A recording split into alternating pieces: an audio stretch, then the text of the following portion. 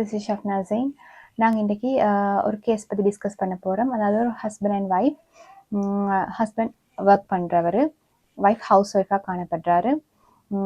இவங்க ரெண்டு பேருக்குள்ள எந்த விதமான சப்போர்ட்டும் இல்லை.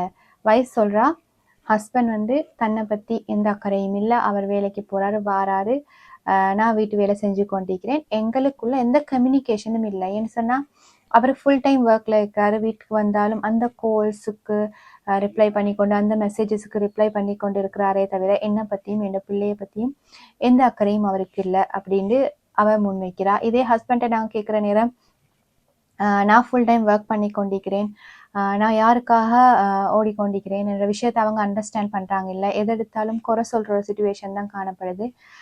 நான் உண்மையாகவே இந்த மாதிரி ஓடுறது, இவ்வளோ பிஸியாக இருக்கிறதுக்கு காரணம் என் ஒய்ஃபும் பிள்ளைகளுக்குமாக நான் ஏதாவது செய்யணும் என்று நான் நினைக்கிறதால தான் நான் இவ்வளோ ஓடிக்கொண்டிருக்கிறேன். என்னைய பற்றியும் நான் கவலைப்படாமல் நான் அவங்களுக்காக உழைச்சி கொண்டிருக்கிறேன். ஆனால் இதை பற்றி எந்த அக்கறையும் இல்லாமல் என் ஒய்ஃப் எப்பயுமே குறை சொல்கிற நபராக, தன்னை கவனிக்கல என்று சொல்கிற ஒரு நபராக காணப்படுறார் அப்படின்னு அவரோட சைடை சொல்கிறாரு. இந்த ரெண்டு சைடையும் எடுத்து நாங்கள் பார்க்குறோம். ரெண்டு சைடும் உண்மையான சிச்சுவேஷன். இங்கே உள்ள பிரச்சனை என்னன்னு சொன்னால், ரெண்டு பேரும் உட்கார்ந்து இதை பேசலை. ரெண்டு பேரோட மனநிலையை பற்றி ரெண்டு பேருக்குமே ஒழுங்கான தெளிவில்லாமை தான் உண்மையாகவே இந்த பிரச்சனை தொடர்ந்தேர்ச்சியாக பல இஷ்யூஸை உருவாக்குறதுக்கு காரணமாக காணப்படுது.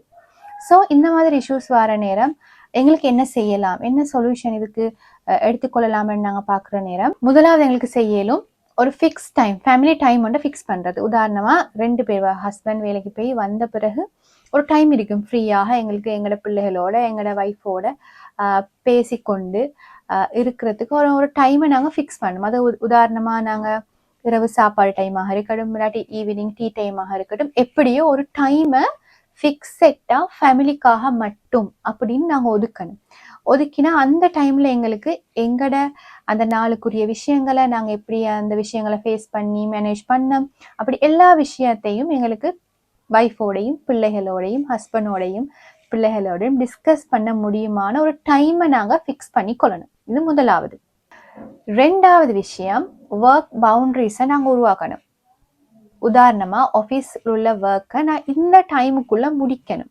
உண்மையாக இது மேனேஜ் பண்ண கஷ்டம், நிறைய இஷ்யூஸ் வரும். பட் இருந்தாலுமே நாங்கள் அந்த விஷயங்களை கொஞ்சம் ஒரு டைமாக ஒதுக்கி அதுக்குள்ளே செஞ்சு முடிக்க முடியுமாக இருந்தால் இப்படி எங்களுக்கு ஃபேமிலிக்குள்ளே வர இஷ்யூஸை எங்களுக்கு மேனேஜ் பண்ண முடியுமாக இருக்கும். ஸோ கட்டாயம் ஒர்க் டைமை நாங்கள் ஒரு பவுண்டரியை உருவாக்கி அதுக்குள்ளே செய்கிற மாதிரி நாங்கள் பார்த்து கொண்டோம்னு சொன்னால் எங்களுக்கு இந்த இஷ்யூவை தடுத்து கொள்ள முடியுமாக இருக்கும். இது ரெண்டாவது.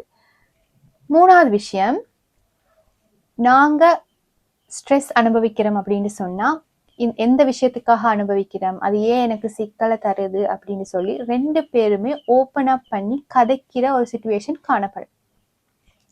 சும்மா உட்காந்து சிரித்து ஃபன் பண்ணிட்டு போகிறது இல்லை. இன்னைக்கு நாங்கள் பேசுகிற நேரத்தில் நாங்கள் எப்படியான ஒரு ஸ்ட்ரெஸ்ஸான லைஃப்பை மெயின்டைன் பண்ணி கொண்டிருக்கிறோம் என்று ஒய்ஃபும் ஹஸ்பண்டும் ரெண்டு பேரும் ஓப்பனாக அதை கதைக்கணும். கதைச்சாதான் ரெண்டு பேரோட சிச்சுவேஷனும் ரெண்டு பேருக்கும் விளங்கக்கூடிய ஒரு நிலை காணப்படும்.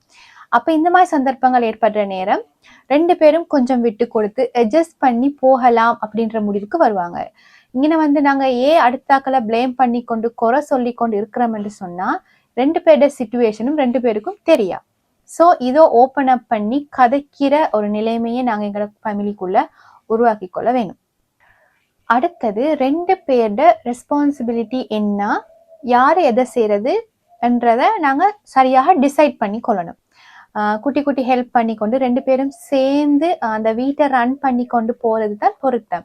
தனிப்பட்ட ஒருத்தர் மேலே எல்லா சுமையும் சுமத்தி அதை நாங்கள் செய்ய சொல்கிற நேரம் அது தனிப்பட்ட ஒருத்தருக்கு ஸ்ட்ரெஸ்ஸை உருவாக்கி அவங்கள இன்னும் சிக்கல்ல பிரச்சனையில முகம் கொடுக்க வைக்கிற ஒரு நிலைமை தான் நாங்கள் செய்வோம். ஸோ நாங்கள் எங்களோட பொறுப்புகளை செய்கிற நேரம் ரெண்டு பேரும் டிவைட் பண்ணி பிள்ளைகளுக்கும் பொறுப்புகளை கொடுத்து அதை எல்லாரும் சேர்ந்து மேனேஜ் பண்ணி செஞ்சு கொண்டு போகிற ஒரு சிச்சுவேஷனை நாங்கள் எங்களோட ஃபேமிலிக்குள்ளே உருவாக்கணும்.